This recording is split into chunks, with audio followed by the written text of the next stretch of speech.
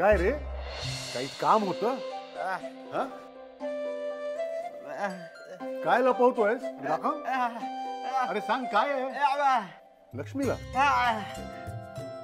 लक्ष्मी, तुझ्याशी बोलायचं.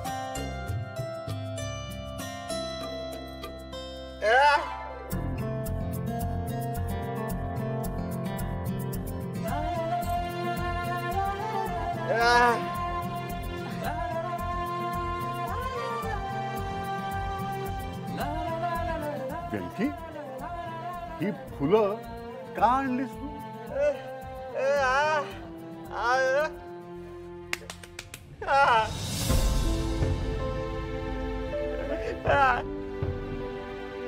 तुला माझा वाढदिवस लक्षात होता?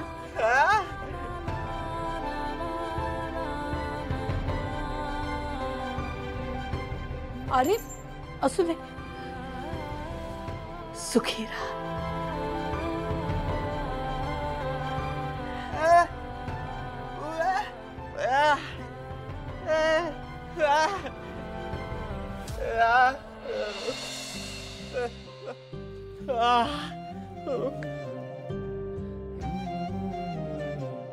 जरी तुला आम्ही दत्तक घेतलं असलं ना, तरी एक गोष्ट लक्षात ठेव, तूच आमचा सगळ्यात मोठा मुलगा आहे. खरं तर आज तुझ्यामुळेच आम्ही आहोत. त्याला ऐकता बोलता आलं नाही ना तरी आमचा व्यंकी गुणी आहे.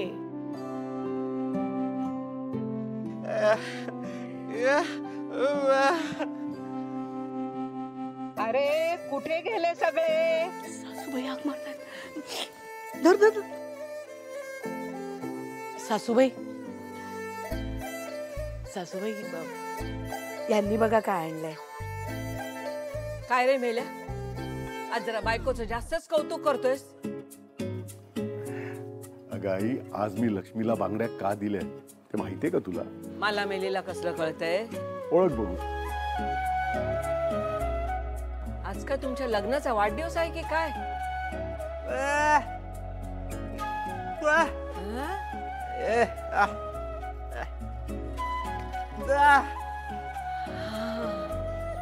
म्हणजे आज माझ्या लक्ष्मीचा वाढदिवस आहे. सासूबाई नमस्कार करते. हा, तुझी सगळी स्वप्न पूर्ण होत. ये बस. लक्ष्मी, तू म्हणजे 100 नंबरी सोने, 100 नंबरी. या माझ्या श्रीनिवासनं आजपर्यंत या घरात सगळ्यात चांगली गोष्ट कोणती आणली माहिती? त्यानं तुला आणलंय. तुझं जर प्रेम एवढंच उतू जात असेल ना, प्रपोज मार ना. हो, मी जानूला प्रपोज करणारच आहे. करेक्ट वेळ यायला पाहिजे यार. विश्वा, आपल्या कॉलेजमध्ये जर काय अनाऊन्स करायचं असेल तर त्याची नोटीस कुठे लावली जाते रे?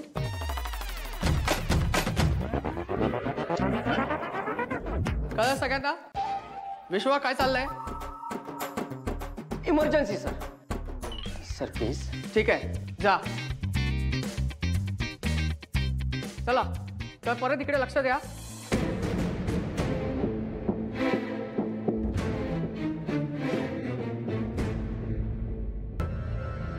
काय चाललंय तुझं? लक्ष कुठे आहे?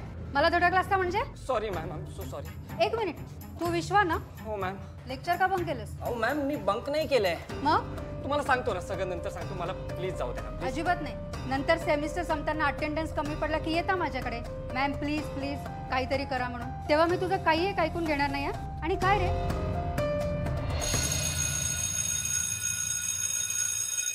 आय होप तुम्हाला सगळ्यांना समजलं व्यवस्थित.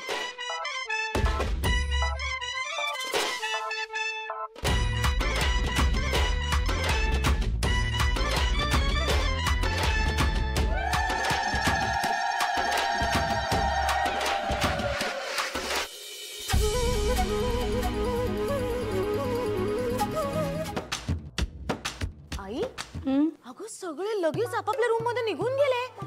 या घरात कुणाला माझी काळजी आहे का नाही? अगं वीणाला पहाटे लवकर उठायचं असतं आणि आता खरं सांगू तर सगळे दमले असणार बघ. अच्छा, म्हणजे सगळ्यांना काम आहेत आणि मी मात्र रिकाम टेकडी, हो ना? आई तू बोललेस म्हणून आले मी इकडे. अगं मंगल, माझ्या बोलण्याचा चुकीचा अर्थ नको काढूस, तसं म्हणायचं नव्हतं मला. बरं निघ आता, उशीर झालाय. मुली पण आहेत ना बरोबर? बघितलंस, नेहमी तुला मला घरी पाठवायची घाई असते. अगं झाली, आईची ऍक्टिंग सुरू झाली. मला सांग काय झालं एवढं रडायला? कारण तुला माझी काळजीच नाहीये आई. अगं मी म्हणते ते ना खरं आहे, बाकी सगळे तुझ्यासाठी लाडके, मी तेवढी तोडकी. राणी असं नाही असंच आहे आई, असंच आहे. आता भावना जर माहेरी आली असती तर तू तिच्याशी असंच वागली असतीस का ग? हा, पण तू तरी काय बोलणार म्हणा. आता भावना माहेरी आल्यावर तू तिच्याशी कसं बोलणार हे कळण्यासाठी आधी तिचं लग्न तर व्हायला पाहिजे ना. आता भावनाची पत्रिका तशीच आहे म्हटल्यावर तिचं लग्न तरी कसं होणार कोणास ठाऊक.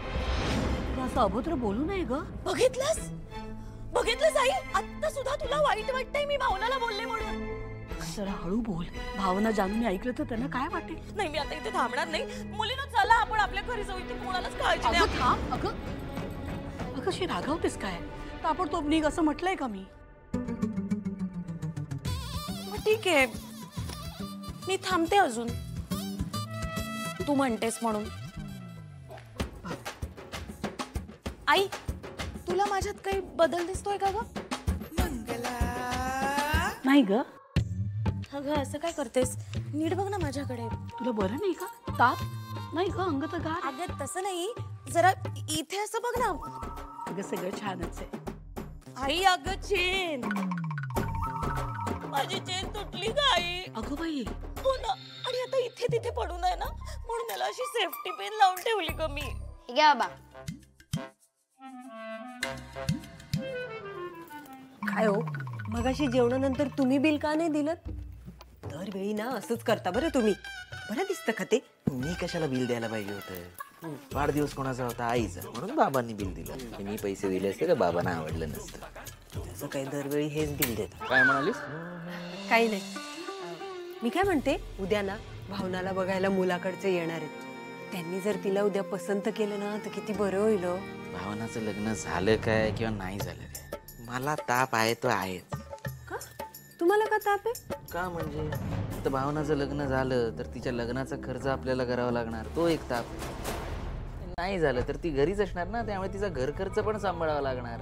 ताप आहेच. हो, तुमच्या जिभेला काही हाट? सॉरी, माफ करा.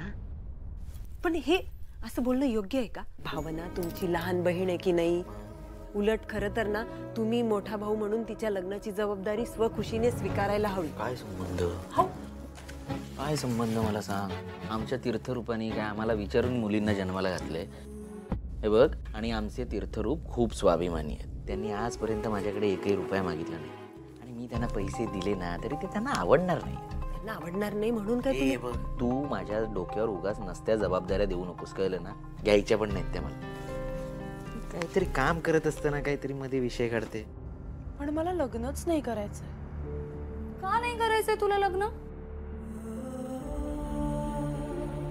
ताई, उद्या तू हीच साडी नेस, कमाल दिसशील. जानू मी काय बोलते आणि तुझं काहीतरी वेगळंच चाललंय. ताई मला कळतंय तुला लग्न का नाही करायचंय ते. अगं पण तुझं लग्न होत नाहीये याचा आई बाबांना किती त्रास होतोय. प्रत्येक आई बाबांचं स्वप्न असतं आपल्या मुलीचं लग्न पाहणं, आणि त्यात तू जर असं लग्न नाही करायचं ठरवलंस तर त्याचा आई बाबांना किती वाईट वाटेल. आणि एकतर मी लहान आहे तुझ्यापेक्षा, मी काय समजवते तुला? प्रत्येक वेळी मुलाकडच्यांचा नकार आल्यावर आईचा चेहरा कसा होतो माहितीये ना तुला? तिच्या डोळ्यातलं पाणी नाही बघवत ग मला. आणि म्हणून मला वाटतं पुन्हा पुन्हा त्या त्रासात न जाण्यापेक्षा लग्न न केलेलंच बरं. एकदाची सुटका तरी होईल. ताई मी सांगतेय तुला, उद्या असं काहीही होणार नाही.